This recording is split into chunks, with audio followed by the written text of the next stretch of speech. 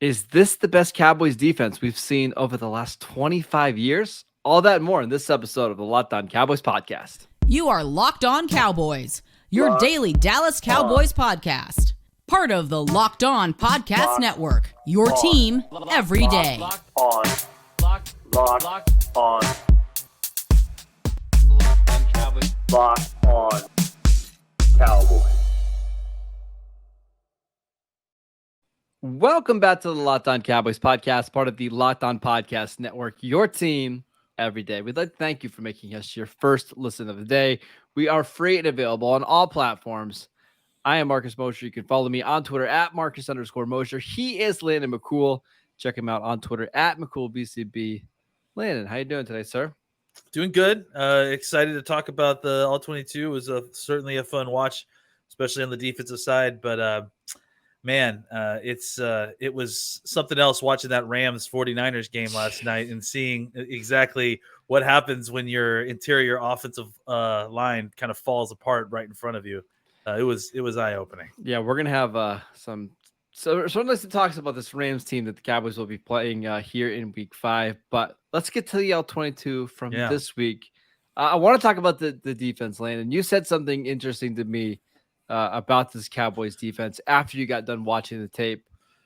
Do you really think this is the best defense the Cowboys have had over the last 25 years?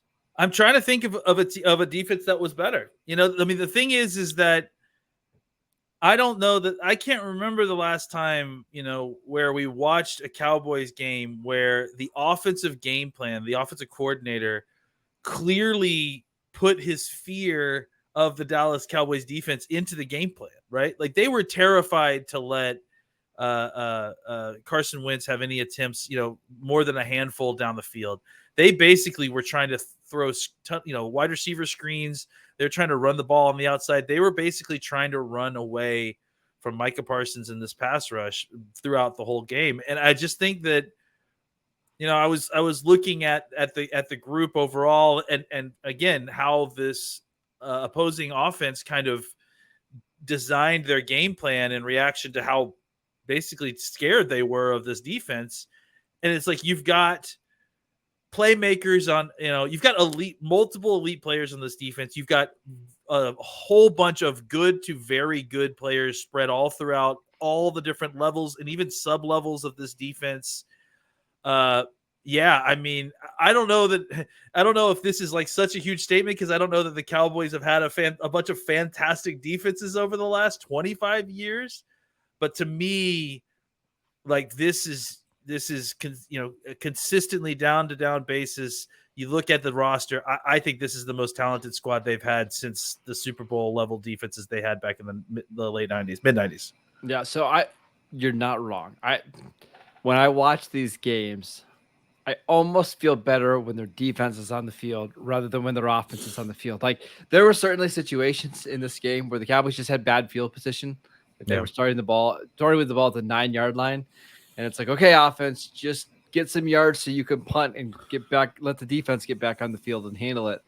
It's been a long time since they've had that level of defense where you're actually excited to see that unit walk on the field. I will say the 2003 Dallas Cowboys had the number 1 ranked defense in yards and points. They only allowed 9 passing touchdowns that year and had like 25 interceptions. That's probably going to finish as a better unit, but I get your point. Like, the talent differential between that squad and this one is pretty big.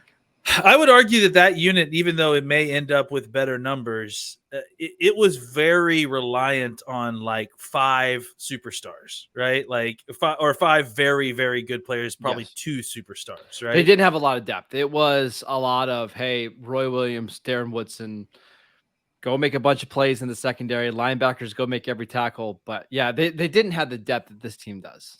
That's why I feel like this is a better group because it's more reliable. I mean, I think, you know, Jaron Kearse is one of the best players on this defense last year. Was all over the field.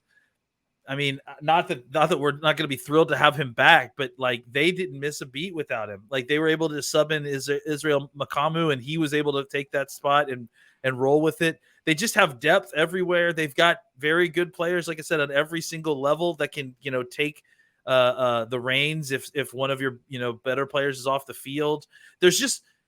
I can't remember the last time when I didn't really feel like it mattered who was on the field for the defense. They were going to make plays, right? Like the second team pass rushing group, I still feel like is going to get to the quarterback and strip the ball. So I just think it's just so much fun to watch these guys, and they've got so much talent everywhere. I just thought it was worth pointing out. Yeah, really quickly. Greg Ellis led the team in sacks that year with 8. Do you know who had the second most sacks for the Cowboys in 2003? Oh, I used to know this. Eric Agabu, the spokesperson for Under Armour. That's right. Oh man, I forgot that he was a spokesperson for Under Armour. Remember that? Right. Yeah, Big E, I think is what he was going. But yeah, that's right. But yeah, that defense was fun. But this one, it's just so much more talented. Let's keep talking about the defense because, man, they were really good. What did you see from the pass rushers, specifically Micah Parsons, in this game? Well, Parsons, they were very determined to make sure that Parsons didn't beat them, and they really went out of their way to, double team him, try to push him past the pocket, chipping him, try to get him into situations where he wasn't going to be the one to get them. They were very much trying to get the ball out quickly, trying to get the ball out of Carson Wentz's hands quickly. And when they couldn't, when they got pushed into kind of long down situations, which the Cowboys were able to kind of do at different points consistently, they basically were focusing very much on making sure he wasn't going to be the one to kind of get to them. It didn't really, the fact that they didn't get a ton of sacks didn't actually end up helping Washington much. I mean, they were basically under siege the entire game. They couldn't run a normal offense because they were so concerned with the pass rush. The Cowboys didn't have to do a lot of blitzing. Well, that's the other thing, right? Is like when you don't have to blitz and you're creating pressure constantly, it's just such a boon for your secondary and how they're playing. And I think it's such a give and take there, right? The pass rush really feeding the coverage, the coverage being tied up front and not allowing Carson Wentz opportunities right away, leading to longer down snaps, leading to sacks. So the Cowboys were disruptive throughout the game, whether it was Armstrong or Fowler who got in there a couple times. You saw Gallimore get a sack. The interior guys were getting pressure. Odigizua, Mukwamu was getting involved. Like everybody kind of had a turn at different points, and basically Washington spent most of the game kind of running for their life. The only time that they were able to kind of get any hay going, they had that kind of turkey hole shot at one point behind Brown when they were running cover 2. Which was a great throw, by the way. That was just a fantastic throw against cover 2. I mean, that's the weakness of cover 2, right? And then just, they had several different kind of outside runs in the first half, 2 of which I feel like we were pretty serious.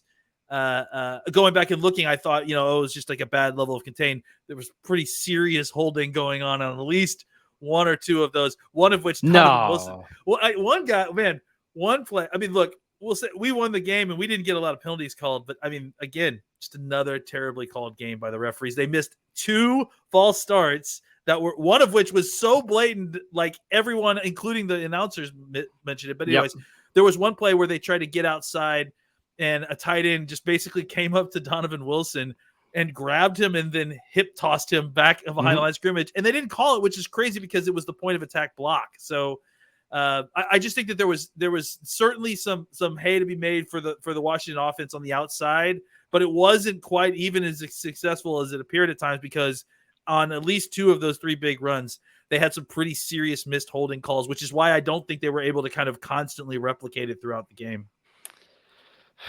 Oh, the referees. They were just terrible in the game in general for both sides. It's just, whatever. We're not going to spend any more time on that. I do want to talk about a player on defense, Landon, that I think it's a bold statement. I think this was the best game I've ever seen him play. But before we get to that, I'll tell you guys about Athletic Greens. I've been on Athletic Greens for, I think, 4 or 5 months now, and I absolutely love it. It has a very mild tropical taste that I actually look forward to having each morning. So what is in this stuff? With 1 delicious scoop of AG1, you're absorbing 75 high-quality vitamins and minerals to help start your day off right. It costs you less than $3 a day.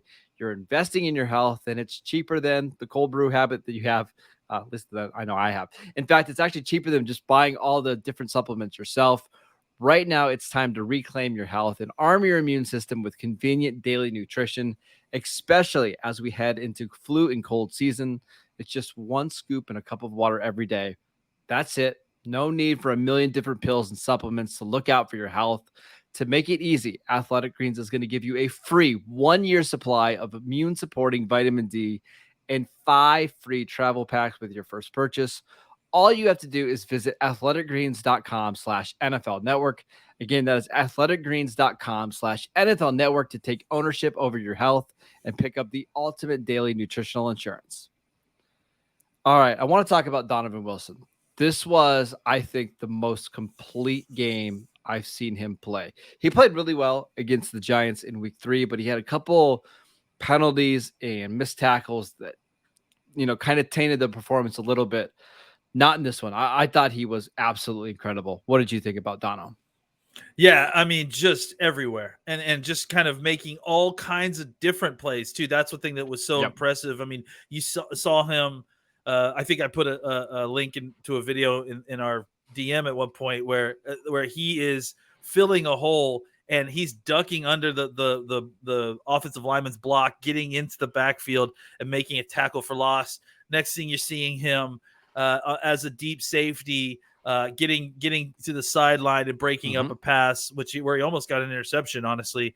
And then you're seeing him filling the alley on a wide receiver screen where he's the lone guy who can make that tackle without it becoming a big gain, and him just making a very solid tackle. I mean, how many different times have we seen where they've given the ball to a running back or a wide receiver in a dump off and a shallow dump off or something like that, and Donovan Wilson is all alone by himself having to make a solo tackle, and he does it without any problems at all? I mean, it's just like that kind of like reliability there. It really adds up in the small ball game of football, right? Like, you know, like the difference between a 4-yard gain becoming a 12-yard gain is like one guy just making a tackle.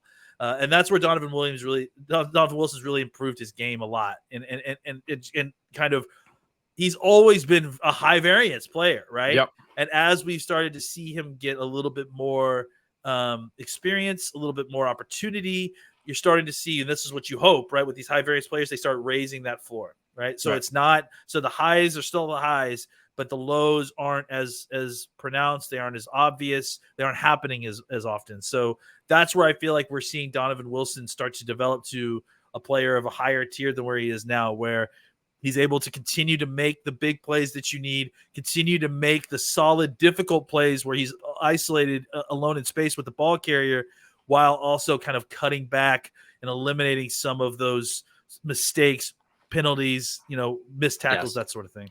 So Pro Football Focus has a stat called stops, which is basically anytime a defender makes a play on a ball carrier that has a negative play for the offense, I guess is the best way for me to put it. I think it indicates that tackle was created a negative play for the offense. They didn't get a positive outcome in PFS grading. So that could mean like on 3rd and 4, stopping somebody for a 2-yard gain. It's not necessarily a negative, play on defense, but you prevent them from getting a first down, if that makes sense. Yeah. Donovan Wilson had 6 of those on Sundays. Normally, if you get more than 3, that's a huge game. To get 6 and for a safety to do that is pretty incredible. I think this is the best I've ever seen him play. And I'm really curious to see what happens when they bring Jaron Kearse back, who I think is going to play this week. Like, how do they find ways to get Malik Hooker, who we can talk about because he's playing well, Jaron Kearse, Donovan Wilson, and Israel Mukuamu all on the field at the same time? I mean, champagne problems. I mean, I keep saying it, but like, I cannot get over the fact that we have too many safeties to play. That is the most anti-Cowboys thing I've ever can even think of, especially in the last decade and a half, right? So, the Cowboys have 4 safeties that they want to get on the field, 3 of which are basically must plays, right? I mean, to be fair, probably 5 because they like Marquise Bell quite a bit as well. Yeah, and Tyler Coyle he's on on practice squad, right? Yeah. I mean, he's not a bad practice squad safety either. So they're really, really crazy deep at this position, which is why you're seeing several of these safeties playing linebacker because it's not only a skill set that they have, but they want all these playmakers on the field at once. And, I think Hooker is a guy that, like, much like Wilson, he's kind of the perfect fit for Wilson, right? Because he fills in all the gaps right there, right? Where when you don't have Wilson there, he's making solid tackles. He's pulling the trigger and coming downhill. Where he's become so much of a better player is in the run game. I mean, he kind of came into the league as like the all-time greatest ball hawk safety maybe ever, right? Like, I mean, as far as what you watch on tape, and he's been through some injuries. It made me think about, we've talked about these kind of players before, right? Where they come into the league, they have like outstanding athleticism, and then they suffer a couple injuries and they lose a little bit of that athleticism, right? But what they do is that they make adjustments to other parts of their game, and they become an incredibly valuable player, but in a different shape than we imagined. That's what Hooker's game has become, right? Hooker maybe isn't quite the explosive player he was before the Achilles, before the knee injuries, before all that, but he was so explosive to begin with that he's able to kind of transition his game to a more physical game. And what are you seeing? You're seeing a guy who has become a downhill tackler, who's become a reliable tackler. It's not that he isn't reliable in the back end. He's incredibly reliable in the back end, but he's really learned to kind of balance his game out to the point where he's just a very versatile safety. You can do a whole bunch of different things for you, much like Wilson can, which means that, you can really play these two off of each other in a really great way. Well, and the thing with Hooker is he just hasn't made a splash play yet. So he hasn't gotten the, praise maybe that he deserves, because I think if he has 2 interceptions, but it's a little bit more, up and down in the run game, I think people are talking about him more. But that just hasn't been the case. But according to Pro Football Focus, he's the number 9 graded safety right now of safeties that have played at least 200 snaps. Like, he's playing outstanding, and we're talking about every other defensive back outside of him right now. I think what it is that, if you watch the 22 tape, like you notice it because he's all over the place. I mean, there's that one play I think that even Brian Baldinger pointed out in one of his breakdowns where, like, there was a run to the outside. The Dallas defense was there swarming on it. But if you go back and watch that play was made by Hooker because Hooker was in the back deep of the field and was able to come down and then get a good enough angle that he created the force back inside of those players, and then was able to kind of come in and actually help them wrangle in for a tackle for loss. Like, that's the kind of thing, right? Being in the right spot, making the play when it's there. I hate to Belichick it, but doing your job, job, and being responsible for your job. That's what ultimately helps other people make plays. And then eventually, it's going to happen for you too. We should also mention, at least my thought is that once Jaron Kearse comes back, I've got a feeling that Anthony Barr, the Cowboys linebacker, is probably going to see his snaps go down quite a bit. I just don't know. I don't know if they can keep playing Anthony Barr 52 snaps a game. That seems like it's a lot. So I would expect Jaron Kearse to eat into some of those snaps maybe as soon as this week. All right, let's talk about the Cowboys offense. But before we do that, I'll tell you guys about Bet Online. BetOnline.net is your number 1 source for all of your football betting info this season. Find all the latest player developments, team matchups, news, podcasts, and in-depth articles and analysis on every game that you can find.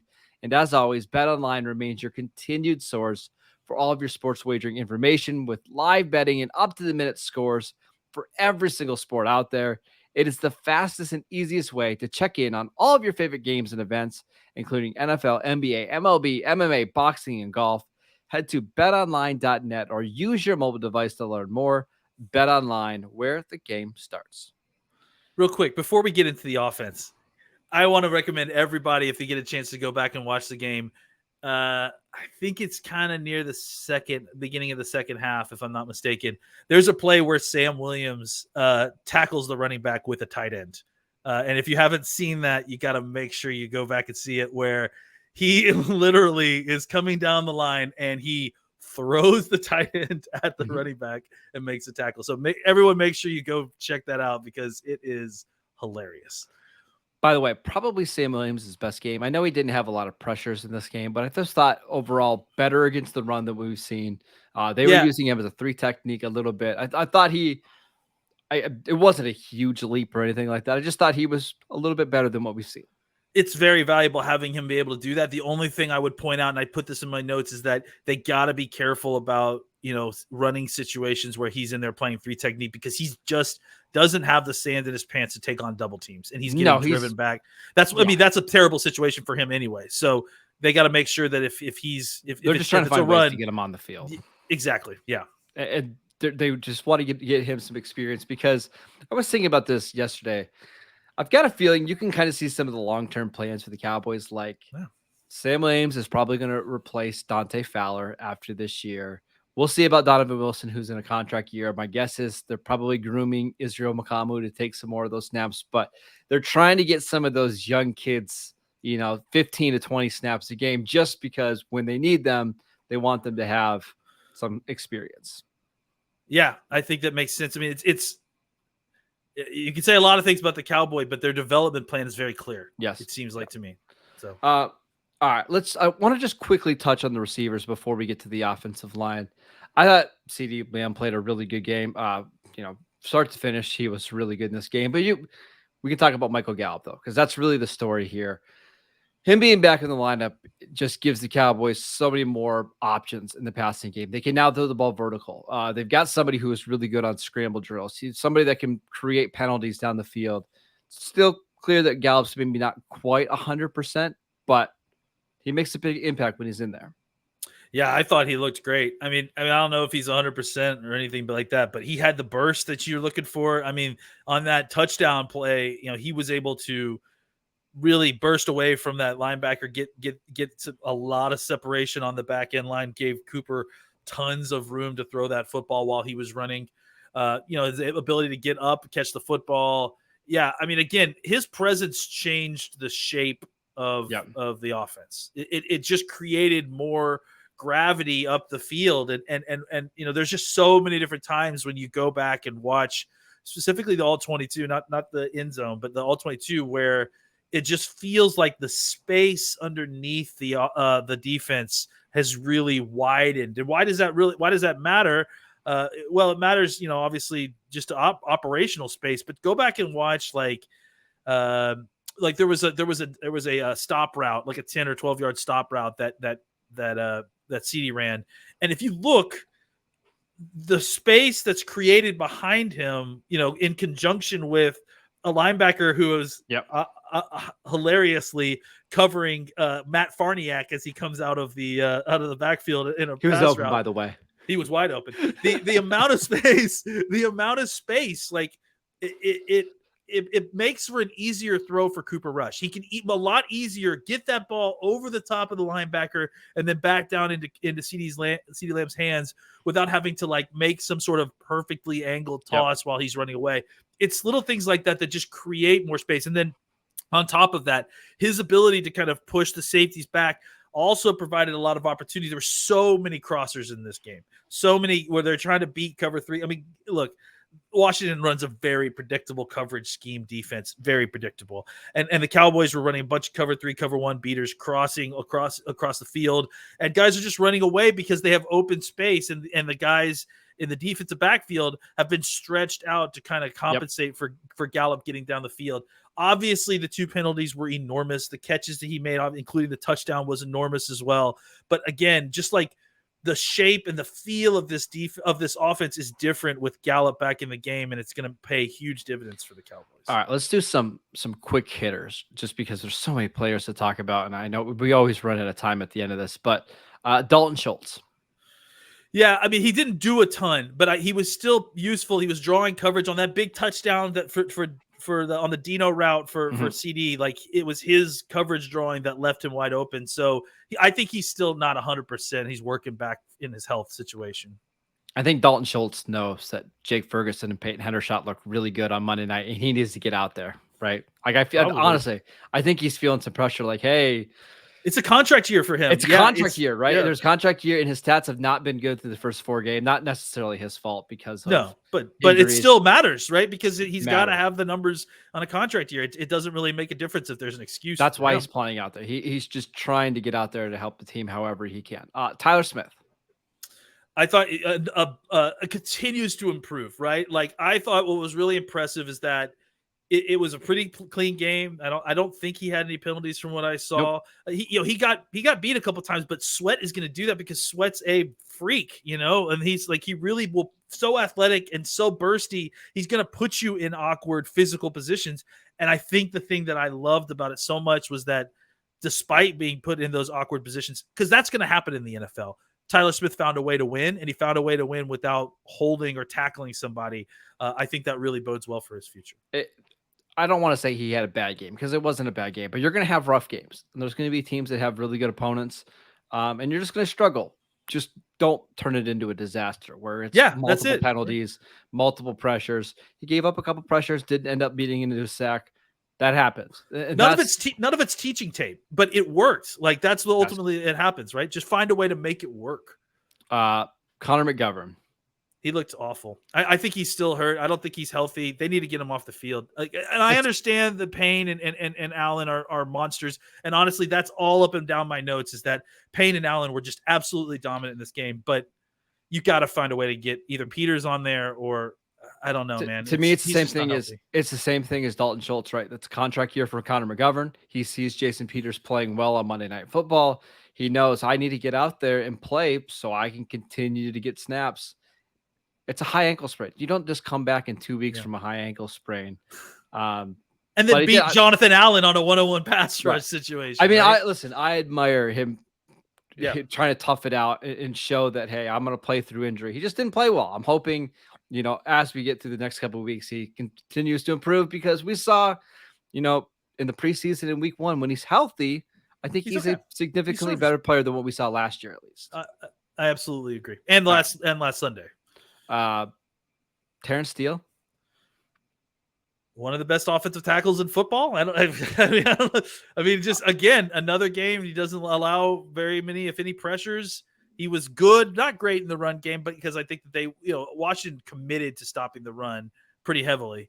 But I mean, again, just another extremely solid game for a guy that, I mean, just the Cowboys. What a find for this guy. What a find this guy was for the Cowboys. I mean, he's been pretty incredible this year. I mean, I think I saw the stat. Yeah, here it is right here. Among offensive linemen that have played at least 50% of the offensive snaps this year, he's allowed the third fewest pressures, only behind Lane Johnson and Tristan Wirfs. Wow. Yep. Man, good for him. Like, I mean, again, deserves it, works hard, has earned every bit of this. I'm proud of him. I mean, it's awesome considering where he was in 2020 and even at times in 2021. If I would have told you, hey, looking ahead, he's going to be one of the best pass protecting offensive tackles in the league, it's pretty shocking. I mean, I think it shows you like he has all the physical tools. He's had all the physicals. The difference between that guy then and this guy now is hard work. He put in the work and he got himself better. Good for him. Any thoughts on Cooper Rush before we head out? Just continuing to do what's necessary. I mean, I think he's improving as we've gotten down. I mean, he's throwing the ball down the field. He's not afraid. There were a couple of turnover worthy plays, but honestly, like one of them, I don't even count because the hold was so clear. And I think Cooper saw it that he was just throwing the ball up.